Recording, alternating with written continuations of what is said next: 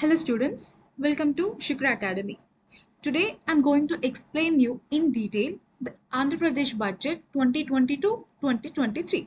This is the first part of two-part series explaining you the detailed analysis of Andhra Pradesh budget. Now in this video, I'm not only going to explain you the facts and figures that are presented in the budget, but I will also stress upon those areas from which questions will be arriving in the examinations. Now, coming to the introduction. Finance Minister presented the budget for 2022-23 with a proposed expenditure of 2.56 lakh crore. Now, in this point, this 2.56 lakh crore budget is important. And while presenting the budget, there was no mention of the proposed capital, Amaravati. Now, the state which was hit badly in pandemic witnessed a fall in revenue expenditure of 2 lakh crore and capital expenditure of around 48,000 crores. The total outlay is 26,477 crore, more than the last financial year budget estimates. Now, the important point here is there is a fall in both revenue expenditure and capital expenditure. Now, don't confuse expenditures with revenue. Remember, there was a fall in revenue expenditure and capital expenditure, and the total outlay is around 27,000 crores, more than the last financial year budget estimates. Now, coming to revenue and fiscal deficit. What is revenue deficit? It is the gap between the government revenue expenditure and total revenue receipts, both from tax and non-tax sources. To simply put it, the formula of revenue deficit is total revenue expenditure minus total revenue receipts. Now, while coming to fiscal deficit, it is the excess of government spending over its earnings. Now, the fiscal deficit, to simply put it, it is total expenditure minus total revenue. Now, borrowings and capital expenditure is not included in fiscal deficit. It is total expenditure minus total revenue. Now, coming to the facts and figures, revenue deficit was estimated to be 5,000 crore during 21-22, but it shot up to 19,545 crores. So, there was a huge increase in revenue deficit from 5,000 to 19,545. Now, the government plans to bring it down to 17,000. So, all you need to remember is from 5, it jumped to 19, and government is planning to bring it down to 17.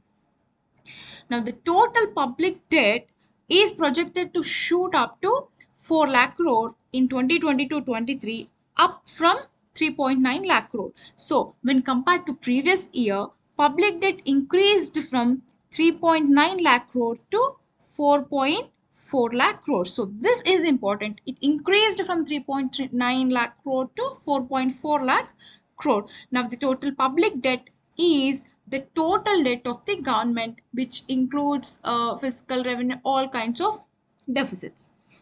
And the government has planned to borrow 55,000 crore during 2022-23, and the fiscal deficit would be around 3.64% of the gross state domestic product, whereas revenue deficit is around 1.27% of the gross state domestic product. Now, this is important.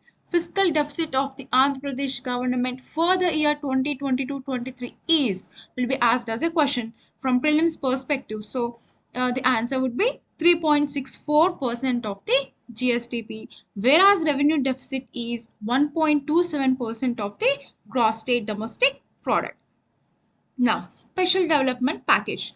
The government has proposed a special development package of 350 crore, and from this fund a 2 crore will be allotted to each MLA for development purposes. So, it is upon the vision will of MLA to spend those 2 crore rupees for the developmental activities. Now, for the freebie schemes, the government earmarked around 48,000 crore, which is more than 800 crores than the current year's allocation. So, there is an increase of 800 crores under this freebie schemes department. Now, Polavaram was expected to be completed by 2023. Now, these are some facts and figures that are presented in the budget. Interest revenue at 79 crores, other non-tax revenue at 67,000 crores, share of central taxes at 33,000 crores, state tax and duties at 91,000 crores. Now, you don't have to remember the numerical figures here, but you need to learn the increasing or decreasing order in which these revenue receipts was received by the government. The major chunk came from state taxes and duties, then followed by other non-tax revenue, followed by share of central taxes, followed by interest receipts. Now, the order is important from the prelims perspective. Now, coming to revenue expenditure, same here. You need to remember the order in which expenditure is made by the government. The major chunk went for developmental activities, followed by debt services, followed by others, then administrative services, then tax collection charges. So the entire deficit amounts to 17,000 crores. Coming to the agriculture. Now, this year's agriculture is made with an outlay of 43,052.78 crores. Now, the amount from this agriculture budget is allocated to various departments and various schemes. Let us look at those schemes now. Raitu Bharosa Kendras. Now, under this Raitu Bharosa Kendras and Raitu Bharosa Kendra scheme, around 18 crores is allocated. Now, what are these Raitu Bharosa Kendras? They are single stop center serving the farmers from plowing to harvesting of crops within 48 hours. The RBK personnel were also providing suggestions on supply of quality seeds, fertilizers, and pesticides. They are launched for the farmers, mainly for the farmers of the Andhra Pradesh state, and the benefits include providing incentive opportunities and assistance to the farmers regarding their farming activities. Now, the government is providing annually 13,500 rupees to each farmer. This is important. Under Raitu Bharosa scheme, 13,500 is given to farmers annually. Out of the total amount, 7,500 is given to the farmers in May for buying crop inputs before sowing, and a sum of 4,000 and 2,000 is given in October and January respectively to meet harvesting expenditure. Now, the state government is also giving free farm insurance cover. Now, so far, the government had set up around 10,000 Raitu Bharosa Kendras, including 10,544 in rural areas and 234 in urban areas. So, the majority of Raitu Bharosa Kendras are set up in rural areas. This point is also very important. It was also suggested to construct permanent buildings at a cost of 28.80 lakh per building. The growth rate in the agriculture sector in the state was 14.5% when compared to the national average of 9.8%. So this point is very, very important from the prelims and both mains perspective. The growth rate in agriculture sector in the state was 14.5% when compared to national average. So which means that when compared to national average, the growth in agriculture sector in the Andhra Pradesh was much, much higher at 14.5%.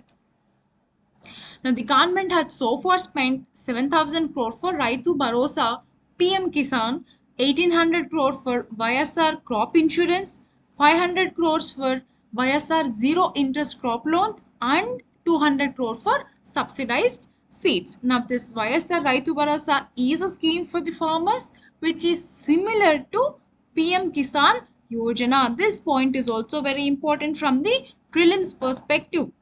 This Raitu Bharosa scheme is similar to which of the following schemes would be the question. Now, the answer would be PM Kisan Yojana, which is being implemented at the national level.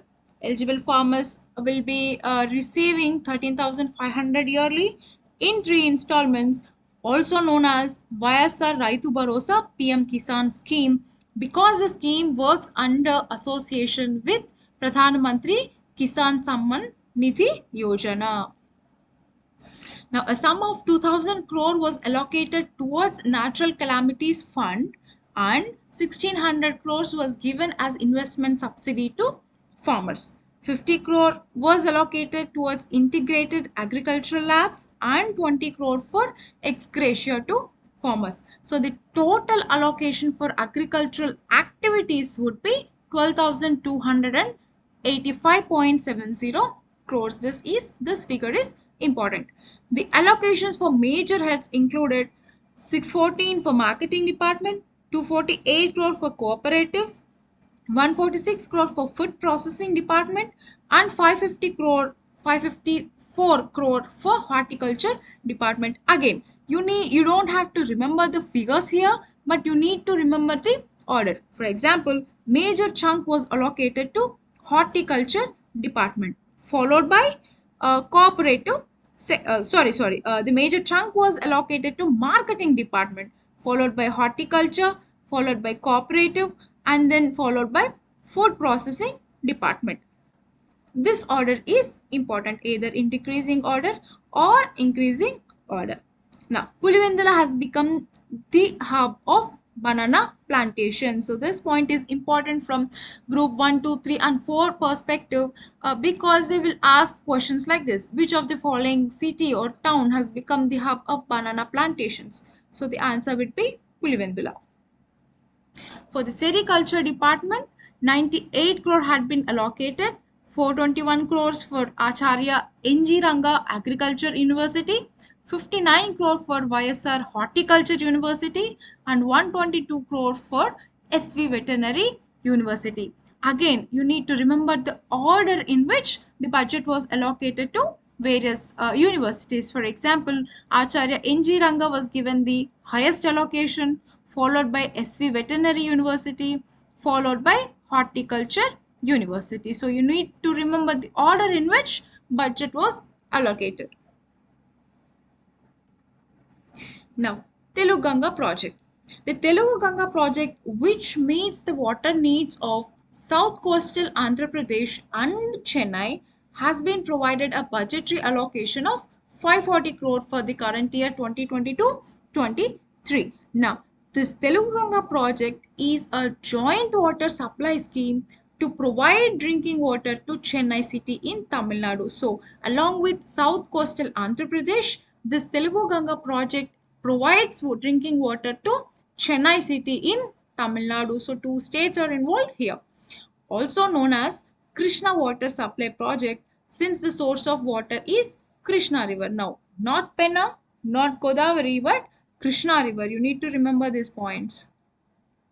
Water is drawn from the Srisailam reservoir and diverted towards Chennai through a series of interlinked canals. Now, the main checkpoints on route include Somasila Reservoir in Penna River Valley, Kandaleru Reservoir, 0 point near Uthukottai, and finally Pondi Reservoir, also known as Satyamurti Sagar.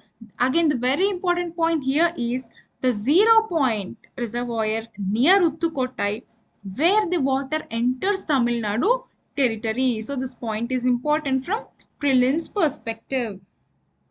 The budget proposals include 100 crore. These are budget allocations for various other projects. The budget proposals include 100 crore for Penna River Canal schemes, 62 crore for Somasila Swarnamukhi River Canal, and 88 crore for Somasila project, which is lifeline of Nellore district. Now, let's wind up this video with a practice question. Consider this question. Consider the following statements and choose the correct answer. Telugu Ganga project is a joint water supply scheme between Andhra Pradesh and Tamil Nadu. This point is correct because Telugu Ganga project, which is started in 1981,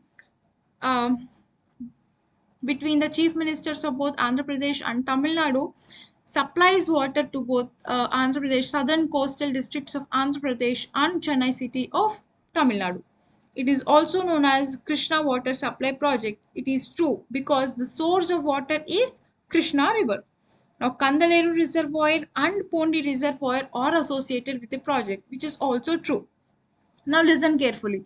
If they gave this point like this, Kandaleru Reservoir and Pundi Reservoir, only these two reservoirs are associated with the project, then the statement would be wrong, because there are other reservoir projects that are involved in this project, like Zero Point Reservoir. So this statement here is correct. The project has been provided a budgetary allocation of 540 crore for the year 2022-23. Now this point is also right. So all the points are right. So the answer is the 1, 2, 3 and 4. Now this is the end of today's video. I hope you all enjoyed it. Thank you. Happy studying.